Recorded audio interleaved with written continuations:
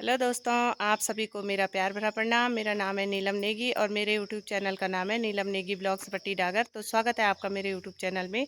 अभी लगभग सुबह के यानी कि 9:30 हो चुका है और आज हम लोग जा रखे हैं यानी कि गांव धौलंगी में।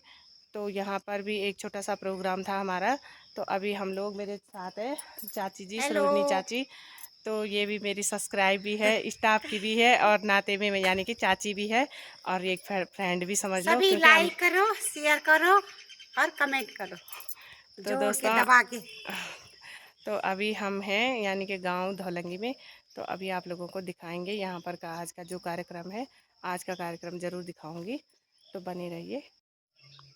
तो दोस्तों, अभी हम पहुँच चुके हैं ग्राम धौलंगी यानी कि अम्बोली और धौलंगी एक ही ग्राम सभा है। तो ये यहाँ का यानी कि भूमिया देवता है और यहाँ पर ये मंदिर है। और क्या देवता बोला आपने? हुड़गोड़ देवता। हुणगोड़ देवता। मैं पहली बार ही सुन रही हूँ। और जय हो हुणगोड़ देवता की। और ये यहाँ का देख लो कितनी अच्छे से यहाँ के प्रधान ने बनाया है। ये है यहाँ का जो प्रांगण होता है देवी देवताओं का। इस तरह से देख लो, चौक है, घंटी लगी हुई है और ये अंदर जाने का है और इस तरह पूरा बाउंड्री बंद है। तो ये यहाँ पर है इनका भूमिया देवता। और अभी हम आगे जाएंगे। तो आगे हम जाएंगे धौलंगी आंगनबाड़ी केंद्र में और वहाँ पर है हमारा छोटा सा प्रोग्राम। ये है धौलंगी का गांव, कुछ इस तरह का है। अभी यहाँ पे दिख नहीं रहा होगा आप लोगों को, साफ आगे से दिखाऊंगी। और ये है ऊपर रोड जो दिख रही है, ये है टेहरी जाने वाली रोड, टेहरी टू श्रीनगर। ये यहाँ का गांव है, कुछ इस तरह का है, यानी कि अगल बगल में घर है और बीचों बीच रास्ता है। तो अभी हम जा रहे हैं। तो दोस्तों, आप देख रहे हैं इस सब्जी को क्या बोलते हैं पहाड़ में, हमारे यहाँ तो चचिंडा बोलते हैं। और इस तरह यहाँ पर देखो सब्जियां लगी हुई हैं। ये लौकी की बेल है और यहाँ भी छोटी छोटी लौकियाँ लग चुकी हैं। तो इस तरह से इस गांव में कुछ देखने को मिल रहा है। तो दोस्तों, अभी हम पहुंच चुके हैं फाइनली उमा के घर पर। Hello hello. तो ये है उमा और हम सभी हैं आंगनवाड़ी वर्कर। मैंने आपको पिछले ब्लॉग में भी बताया था कि विभिन्न योजनाओं का लाभ हम लोगों तक पहुंचाते हैं और साथ ही छोटे बच्चों की देखरेख, यानी कि जो भी हमें काम जिसलिए मतलब हमें चयन किया गया है। ये आप देख सकते हैं आंगनबाड़ी केंद्र धौलंगी। तो ये है उमा का केंद्र, यहाँ पर हम आ चुके हैं। और ये है मतलब यानी कि किराए के कमरे पर चलता है तो घर जैसा ही है। और इधर आप लोकेशन देख सकते हैं कितना प्यारा यहाँ पर है। एक ही परिवार, मतलब एक ही साथ, मतलब 6-7 परिवार लगभग रहते हैं ये लोग। इतनी लंबी देखो इन्होंने बिल्डिंग बना रखी है। तो देख सकते हैं गांव में कितना प्यारा इन लोगों ने बना रखा है। सामने में मंदिर है और ये आप देख रहे हैं इनकी साख। तो दोस्तों, ये है उमा का फूल का बगीचा। आप देख सकते हैं कितने प्यारे प्यारे फूल हैं। आप ये लगा सकते हैं, मतलब ये लगा लो। इस डेलिया है ये फूल शायद, और इस पर बड़े बड़े फूल आ रखे हैं जो कि मैं लेके भी जाऊंगी। आप देख रहे हो कितने प्यारा फूल है। और आपके यहाँ इस फूल को क्या बोलते हैं? मुझे तो जहाँ तक पता है डेलिया ही शायद इसे बोलते हैं।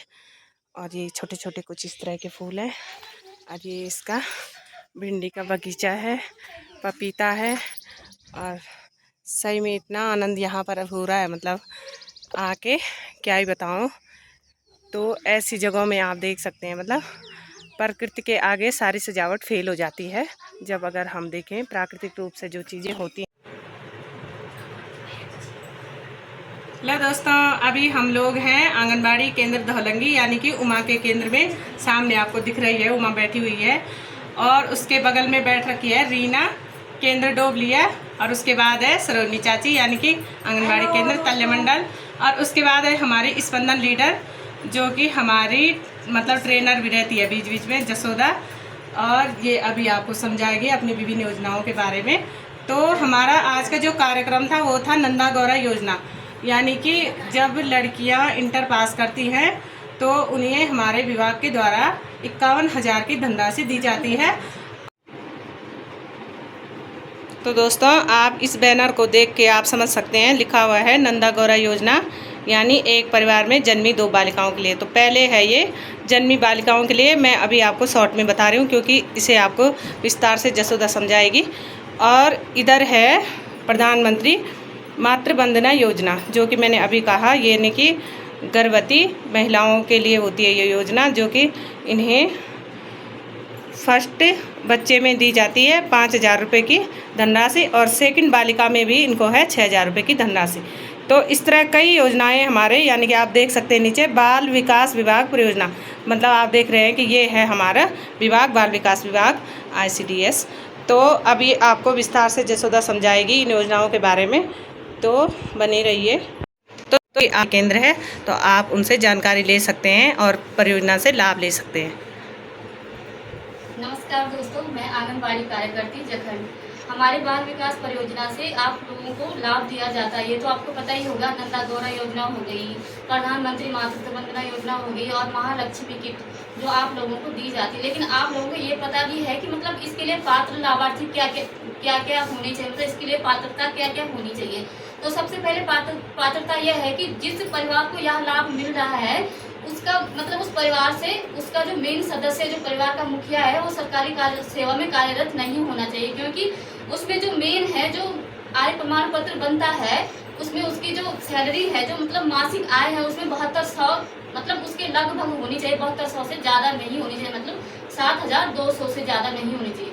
तो आप लोगों को पता होना चाहिए कि इसका मतलब जो 7,200 के अंतर्गत जो लाभार्थी आते हैं वही परिवार या सदस्य इस योजना का लाभ ले सकता है। इसमें जो मुख्य धनराशि होती है वह होती है 51,000 रुपये पर। लेकिन आप लोगों को शायद यह जानकारी पता नहीं होगी कि यह जो लाभ दिया जाता है वह सिर्फ एक परिवार में 2 ही बालिकाओं के लिए दिया जाता है। हमारे यहाँ जैसे कि लोग आते हैं वो बोलते हैं कि जैसे 2 बालिकाओं को लाभ मिल चुका है, लेकिन तीसरी भी क्या इसकी पात्र है।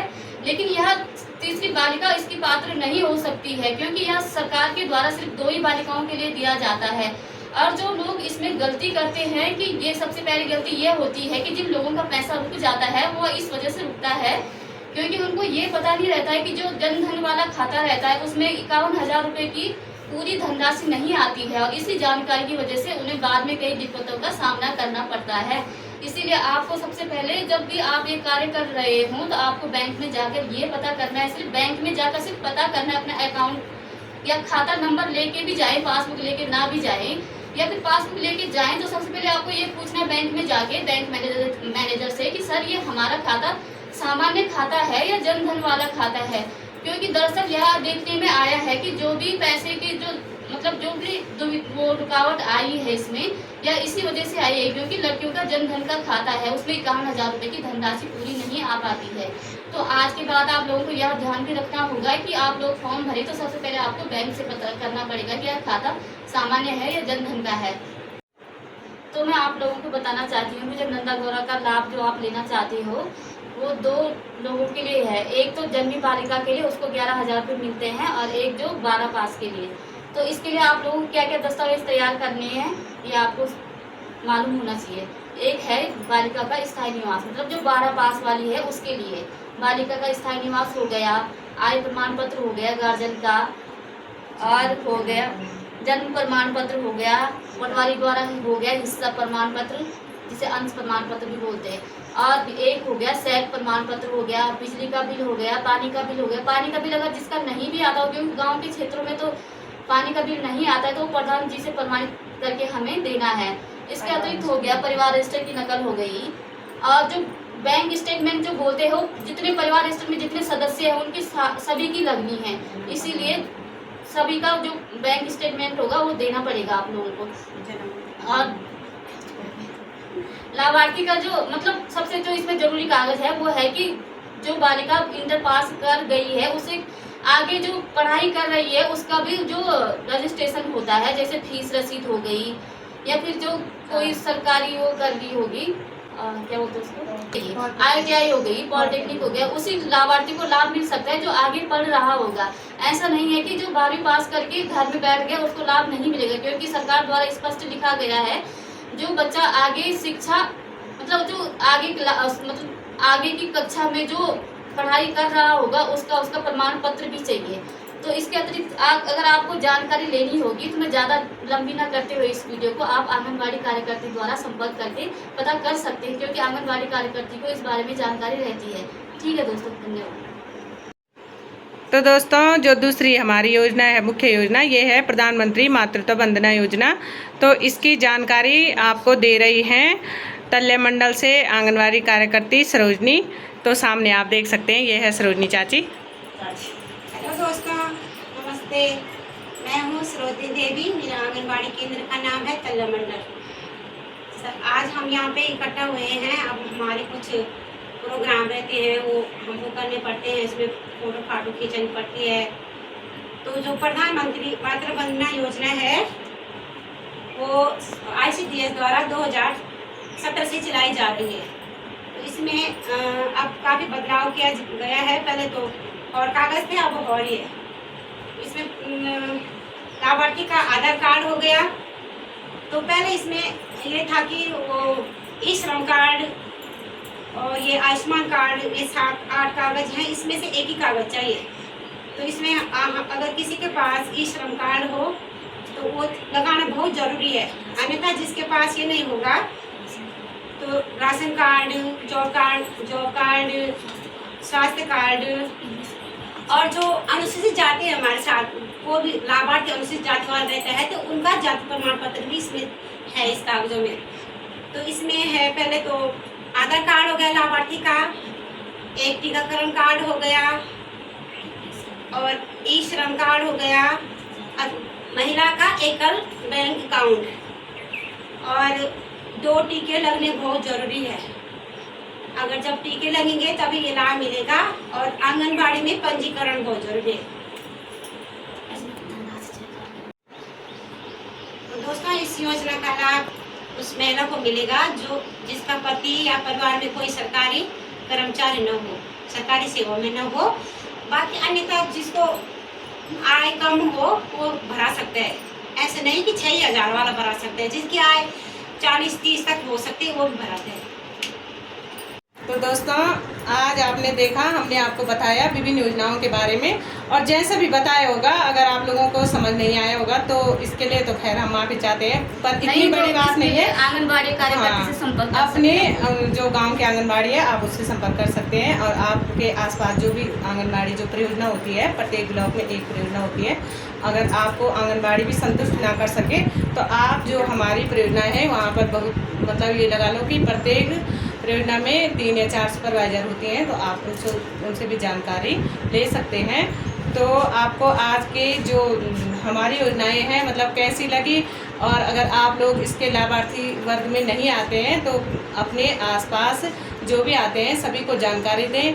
चैनल को लाइक, शेयर एंड सब्सक्राइब जरूर करें। आप देखें, आप लोग के हम विभिन्न मतलब केंद्रों से, गाँवों से हैं, और हम इकट्ठा इस प्रकार के कई कार्यक्रम करते हैं जो सरकार द्वारा चलाए जाते हैं। और हमारी मतलब नौकरी भी इसी से चल रही है कि हम विभिन्न योजनाओं को अपने लाभार्थियों तक पहुंचाएं। तो दोस्तों, आज का ब्लॉग अगर आपको अच्छा लगे, लाइक, शेयर एंड सब्सक्राइब जरूर करें।